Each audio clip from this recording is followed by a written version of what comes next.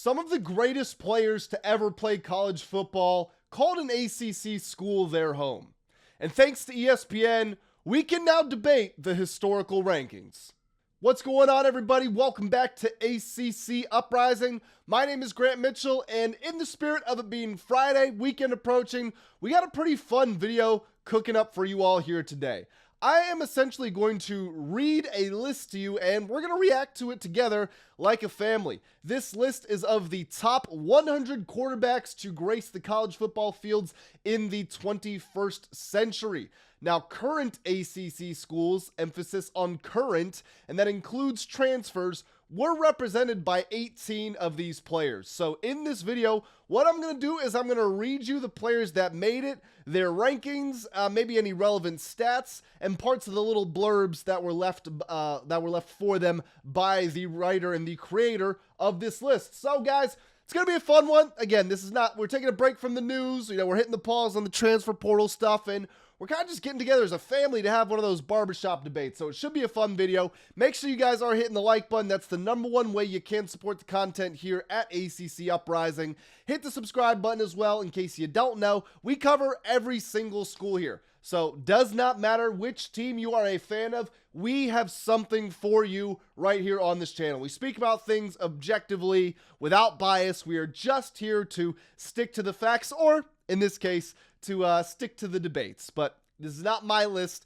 This is coming from ESPN's Bill Connolly. And I want to make sure that I give him a huge shout out, because anytime someone goes above the typical top 5, top 10, heck, even top 20, they deserve their respect, because it's difficult to put together a top 100 list, especially when you consider it's been 25 years. And naturally, that's going to leave room for debate, because this is going to be an imperfect list because people judge off of different criteria. However, if you do want to check out the list in full, I highly encourage you to go do that. It's at ESPN. Again, it's written by Bill Connolly. And I will read parts of the blurbs that he wrote for each player, but there's going to be more information available on the article as well as the full list. So one final time, check it out if you are interested. Also, as we go through this, I want you to jump down to the comments section. And hey, look, if you got to defend your boy, if you got to defend your favorite player from your favorite school, then I get it. But also, let's look out for each other. If you feel like a rival player was ranked too high or too low, just let's see the thoughts down in the comment section below, because I would enjoy it if we reordered this list ourselves as well. And as always, I'll be reading and responding to as many comments as I possibly can. So one final reminder here, these are the top 100 quarterbacks of the 21st century, looking at current ACC schools and including transfers, okay? We got that out the way. At number 97 on this list was Tajh Boyd. Before Deshaun Watson and Trevor Lawrence could lead Clemson to national titles, Boyd helped the program get off the mat.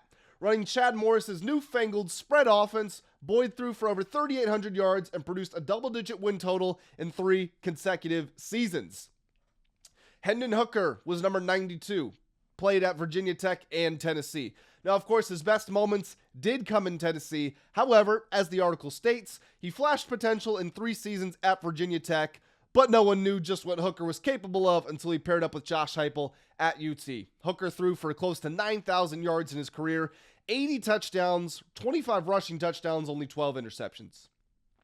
Mackenzie Milton was number 90 here, UCF and Florida State. And this is more about what happened at UCF.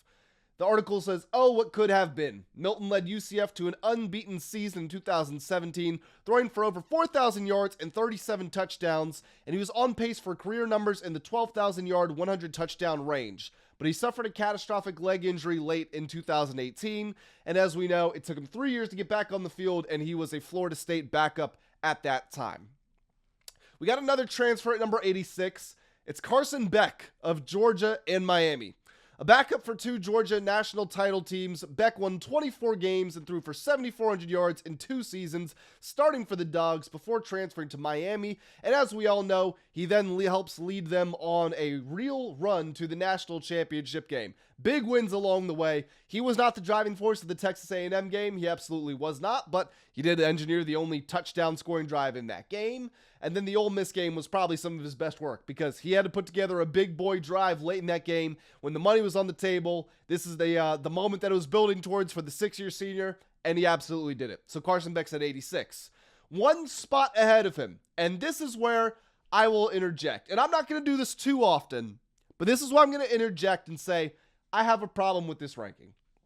Matt Ryan is 85.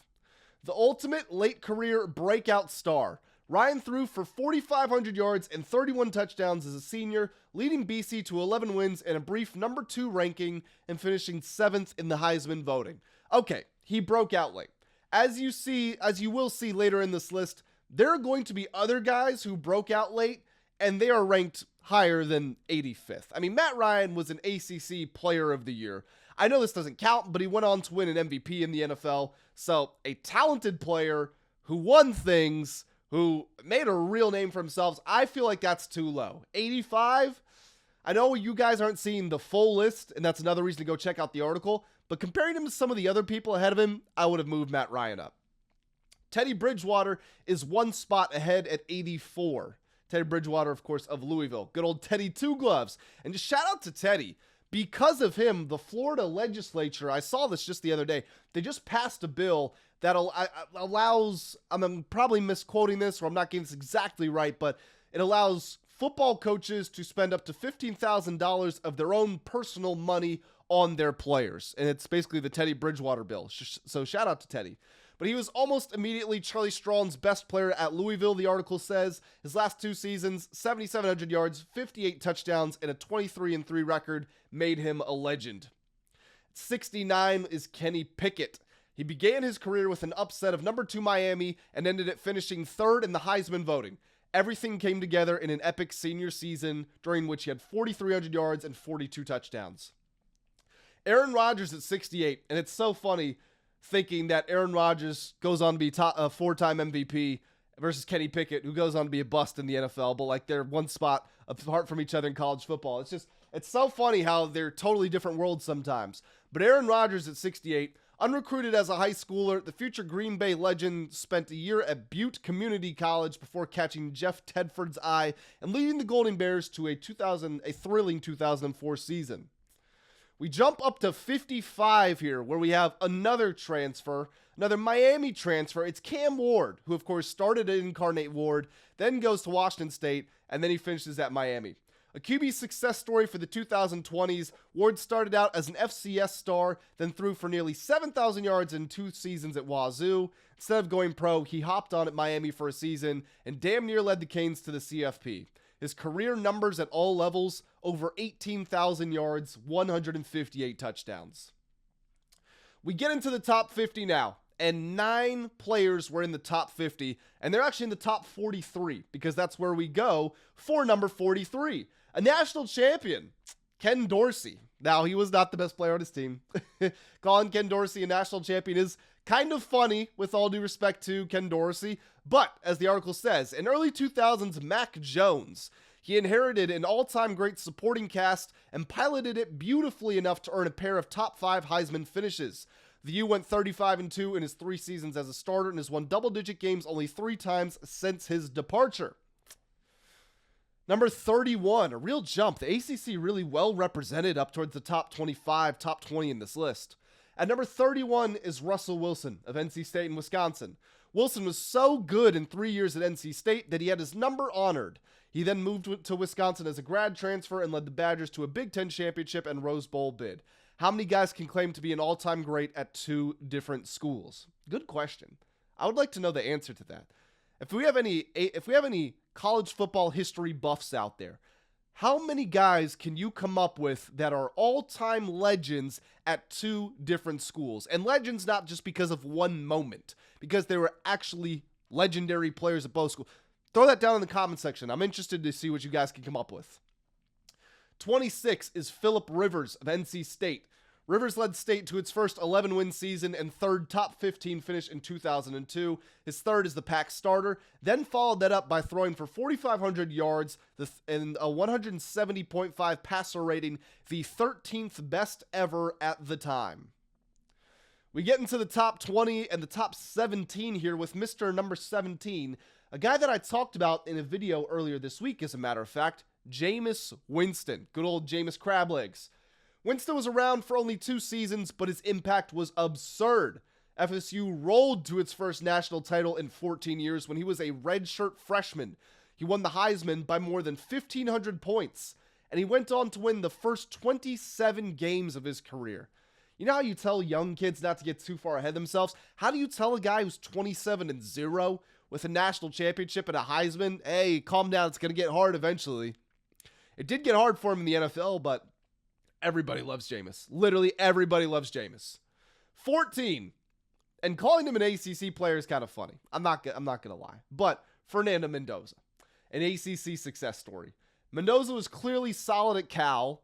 And then I'm skipping ahead here in the article. He's clearly solid at Cal. He threw for 41 touchdown passes, won the Heisman, and led the Hoosiers to their first national title and the first 16-0 record in major college football in more than 130 years. Yeah, I mean, Mendoza's on here because of what he did in Indiana. We all know that. But he does deserve to be on this list, absolutely. At 12, Andrew Luck of Stanford. In the 7 seasons before Luck took over in the starting lineup, Stanford won a total of 25 games. In his 3 years behind center, the Cardinal won 31, peaking at 12-1 with an Orange Bowl title in 2010. One spot ahead of him, Trevor Lawrence of Clemson, who I could argue maybe deserves to get into the top 10, but we will leave him here at number 11. And I'll explain my reasoning why I think you could move him up. It was going to be almost impossible for Lawrence to meet the expectations set for him as an all-world recruit at Clemson. He surpassed them. The Tigers lost only twice in 3 years with him behind center, winning the 2018 national title and reaching 2 more CFPs. He became one of the faces of a rising player advocacy movement as a junior as well. My reasoning for maybe moving Trevor Lawrence up is if I think had he won a Heisman, then they would have brought him up there. And what was his Heisman voting finish? What was his highest finish? Can I get that on Google? Second in 2020, the Devontae Smith year. Okay, that's what I thought. I thought it was second. Might have been third, but I thought it was second. Had he won one, I think they would have put him in the top 10. The thing with Trevor was every year you were like, oh, well, he's going to win the Heisman this year. And then it just never quite happened. But I don't think that's a reason to knock him because you always looked at him like he was the Heisman, even though he never won it, if that makes any kind of sense. Let me go off course here and let me go pull up the list in full so I can see who they had at number 10 because it's not an ACC player, so naturally I didn't add it to my notes. But I do want to see who they had at one spot ahead of Trevor. They had RG3 at number 10, and they had Marcus Mariota at number 9, and then the number 8 players also in the ACC. So that's a crowded list. Why don't I just give you, at 15 is Kellen Moore, 14 is Fernando Mendoza, 13 is Johnny Manziel, 12 is Colt McCoy, Trevor Lawrence 11, RG3 10, Marcus Mariota 9. That's a loaded little section there. But I'm sticking to it. I think you move Trev into the top 10. At number 8 is Lamar Jackson of Louisville. At the start of the century, Clemson's Woody Dantzler pulled off the first 2000-1000 season. Less than 2 decades later, Jackson posted back-to-back 3,500-1,500 seasons. He was a solid passer and the most terrifying runner at the quarterback position since Michael Vick. And as a Virginia Tech guy, there was not much separation between Michael Vick and Lamar Jackson. That dude was unreal. So much fun to watch play. We got a break in the ACC at number 7, but we're back at number 6, who is the highest ranked ACC quarterback of the 21st century. I'll give you guys 5 to 10 seconds right here just to try to think of it yourselves as a fun little exercise. I'm sure a bunch of you already have it. If you are a fan of the school that he went to, then I know that you have it. In 3, 2, counted the wrong way. In 3, 2, 1, the number 6 player, the number 6 quarterback of the 21st century, according to ESPN, Deshaun Watson, of course, of Clemson. Remember when Clemsoning meant failing spectacularly on the big stage? No, that's because Watson came to town and flipped Dabo Swinney's program from good to elite. He averaged 4,400 passing yards and 867 rushing yards in 2015 through 2016, first leading the Tigers to the CFP title game, then winning it the next year. Clemsoning now simply means winning big. So, I'm not from the South myself. I live pretty close to Washington, D.C., but I've been down to Georgia, and I've seen the high school that he went to, and it's so different.